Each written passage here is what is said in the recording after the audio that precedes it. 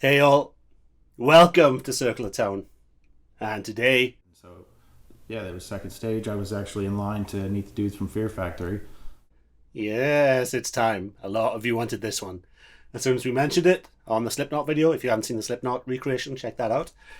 We are going to tackle Fear Factory. So, if you like these type of vids, please subscribe. And I mean subscribe, otherwise you're going to get it. And let's just get straight into it. Here we go. Fear Factory, Circle of Town.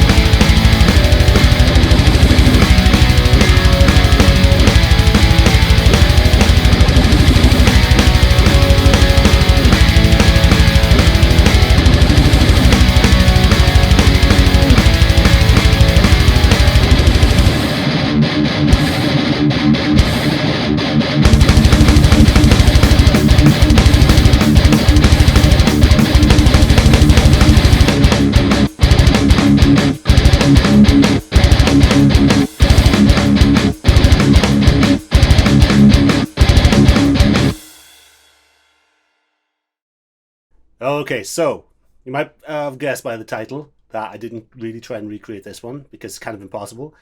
Because he used a JCM 800 that was modded to heaven and back. It had 6L6 tubes in it. I mean, regular Marshalls have EL34s. It had a send and return in it. It had two extra preamp tubes, extra grain stages. It had, I believe, a resonance knob as well. So it's impossible for me to recreate. I also don't have an Ibanez because I only like nice guitars, like good guitars. I don't like what can I say? My shredders are actually good. Don't forget, if you need help with your tone, Ibanez users, just call 1-800-MOSQUITO and I'll answer and yeah, it'll all be good. I'm trolling. I'm trolling. And so you probably noticed that my friend helped me out again because he is a machine. So thank you very much for that, and go and check out his channel. And Richard Sensor is a genius. So there'll be more of him for sure in the future.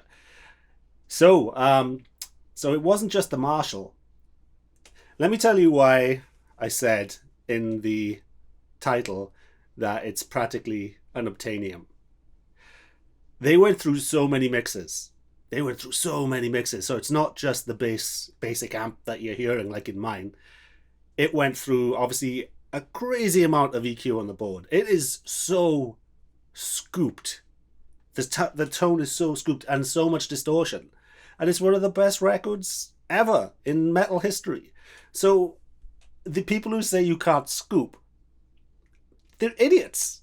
I mean, this is just proof. I mean, mine sounds almost nothing like it because I went by the rules. Oh, lowish gain, sensible mids, and the rest of it. I mean, I did scoop. I didn't scoop enough. They took so much out on the board. And people think Colin Richardson mixed it. He didn't. I believe he helps with the engineering side of it, but he was actually given the hook halfway through the mixing. And two other guys, these guys, took up the reins and they mixed the shit out of it. So that's why albums like that really are not available anymore, because everybody's doing the sensible mids thing and everybody's like, oh yeah, it's great, but it doesn't get you fucking going. You know what I mean? Fear Factory gets you going, and it's scooped to crap, and it sounds amazing, and it's all about the production, it's all about the mixing, it's about the musician, it's about the weird gear. Who has amps like that? I mean, spoiler alert, all the best thrash bands that you liked from back in the day, they all had modded Marshalls, modded to themselves, not because of some forum. So whoever invented the internet, I believe it was partially the government and some other guy, it's his fault that music sucks today, because everybody's saying, oh, sensible mids, oh, don't scoop, please don't scoop, you know what I mean? So that's it. So there's no way I could get anywhere near this, so I just went with what I've got. I actually have something slightly similar, you know, because it's me and I'm insane. I have a Marshall. I have one with 2 extra gain stages. I have one with the resonance knob. I don't have the send and return. I think he had a lot of probably EQ and weird stuff in that, because the tone is so out there. It's like fizzy and it's not. It's weird. Do you know why? Because of old school tape and of old school consoles, all shaving away those frequencies that people don't think happen. Where people think that the signal is ones and zeros.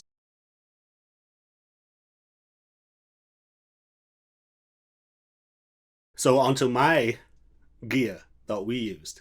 So we used the EMGs. We used a BC Rich guitar, and we also, because Dino has a link now, or at least a rapport, I'm not sure what their relationship is, with Mike Fortin, the genius. And I'm actually going to be doing another video on Mike Fortin in the future, because in NAMM I played the best, tightest metal amp that I've ever heard and played in my entire life.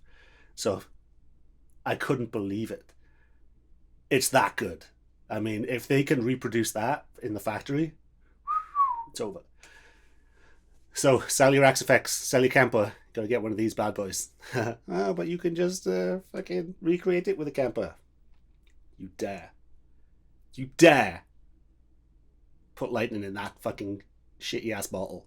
Alright, I'm trolling. I don't know why. I think it's because it's a Monday, and you know, you gotta punch Monday in the face, right? Okay, if any of you are left, we had a lot of fun with this one. And as soon as we, you know, I was A-Bing the original with ours, and we just looked at each other and we were like, we're not going to get this. Because the original is so epic and so weird and so ridiculously produced by people that are passionate and into the band, and you know what I mean? It's like that lightning in a bottle, in a good bottle, in a fancy bottle that you would buy at Bed Bath and Beyond. That's what they did. So what I did was kind of almost proved a point that I like mine. Don't get me wrong, I think it sounds awesome, but it doesn't have that zazz. You know what I mean? It doesn't have the character. That's what scooping, that's what production, that's what real studio rooms and big ass, you know, consoles and the rest of it. It just gives it that extra character. And we've sucked character out of it now. It's like, oh, well, sensible mids, low gain, blah, blah, blah, blah, blah, left and right, da, da, da, da, vintage 30, SM57. So what did I use on this? A vintage 30 and an SM57.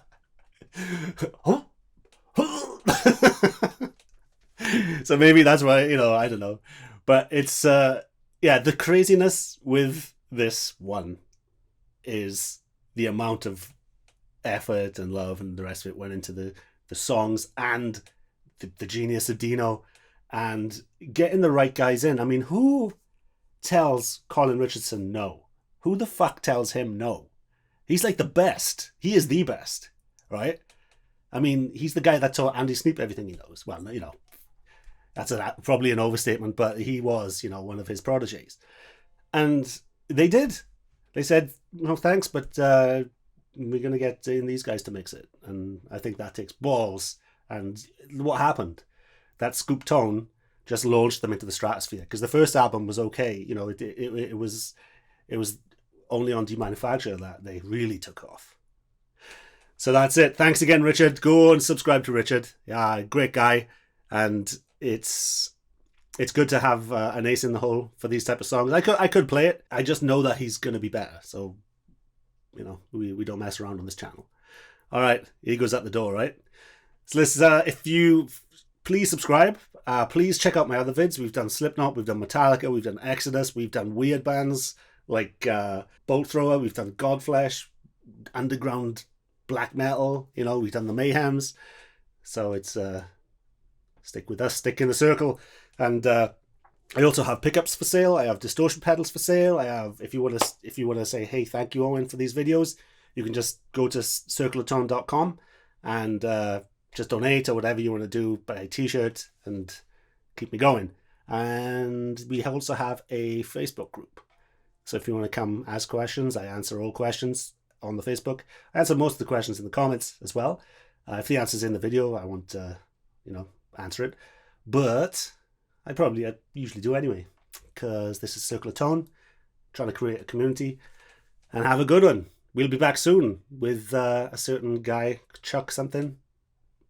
He used something, some sort of amp, I'm not sure of. Alright chaps, have a good one. And all the information on the gear will be in the description that we know of. And have a good one. See ya. Circle of Tone.